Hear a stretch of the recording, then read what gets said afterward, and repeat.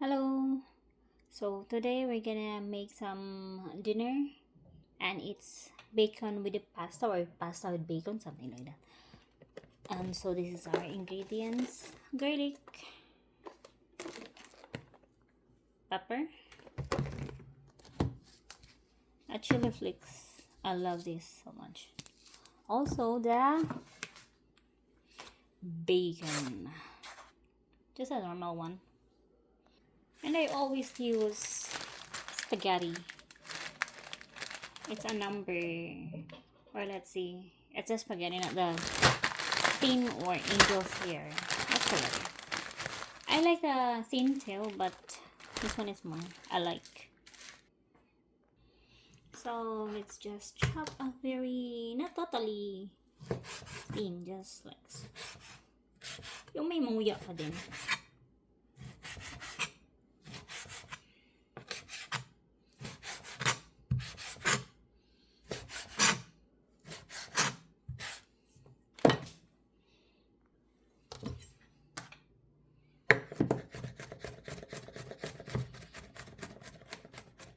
And then this is garlic, minced garlic.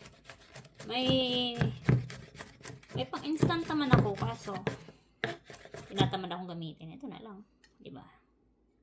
Siyempre naman yan eh. This pasta.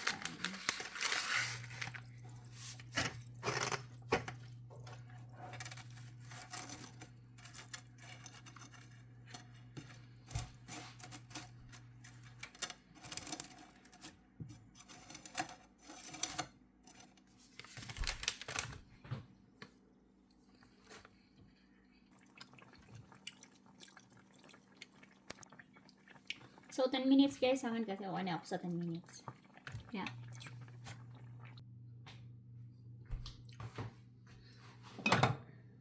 So, dito tayo sa oil.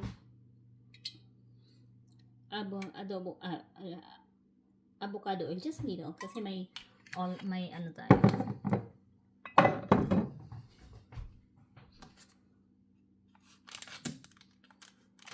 Then, butter.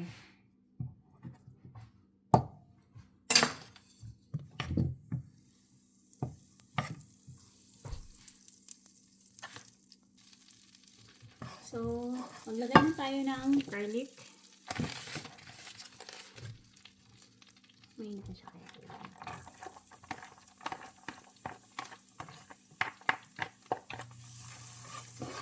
More garlic.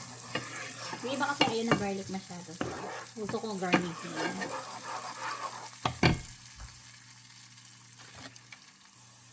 So, ito, may pagka-brownie na siya. Total brown. Lagyan natin yung bacon. So, bago kayo maglagay ng anything else, check nyo muna kasi yung butter natin, salted. Yung butter na nilagay ko salted. Saka itong bacon, medyo may pagkamaalat din.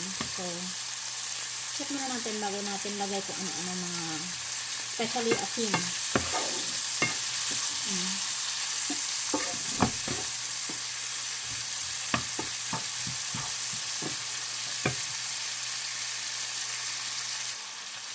So, ito na siya guys. Gusto ko medyo toasted. Baka maglalagay ako ng betchin kasi yung asawa ko mas gusto niya yung betchin kaysa sa sugar. Sugar kasi matamis. Ang betchin kasi na total matamis. Maglagay tayo ng kaunti.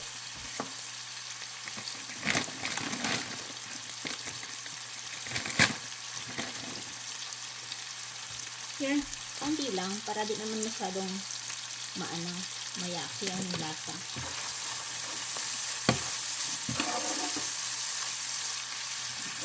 Ito yun siya.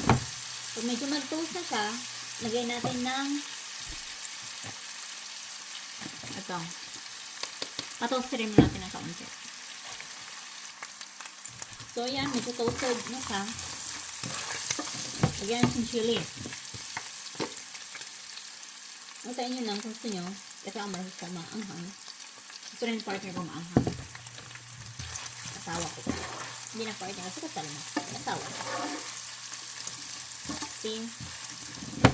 Pag tumama sa inyo guys yung oil niya, medyo masakit kasi may chili siya. So now, dahil medyo brown na sila, lagyan natin yung pasta.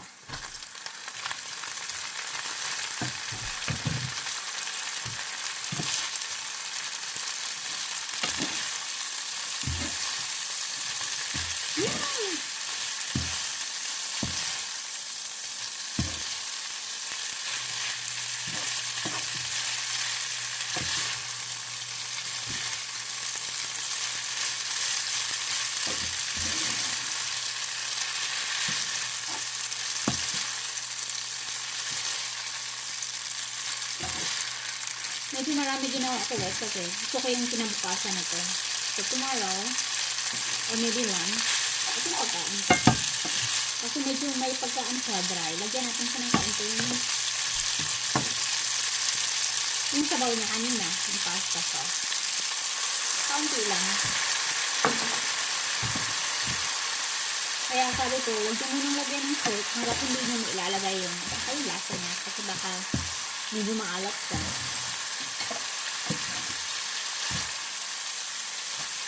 So, lagyan natin siya mag-simmer din. Done.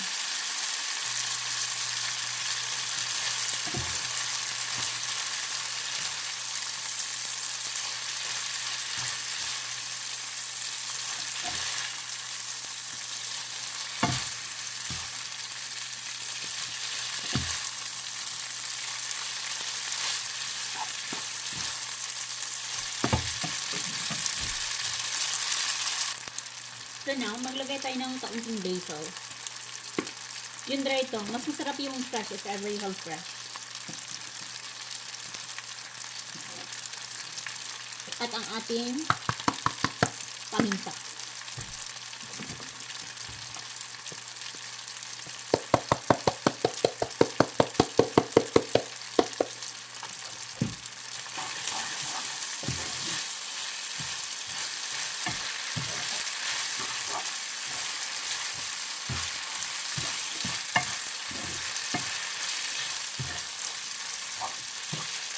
Pwede rin kayo maglagay ng oregano kung gusto nyo. Ako kasi mamaya pa, pagka pakain na, maglalagay ako ng oregano.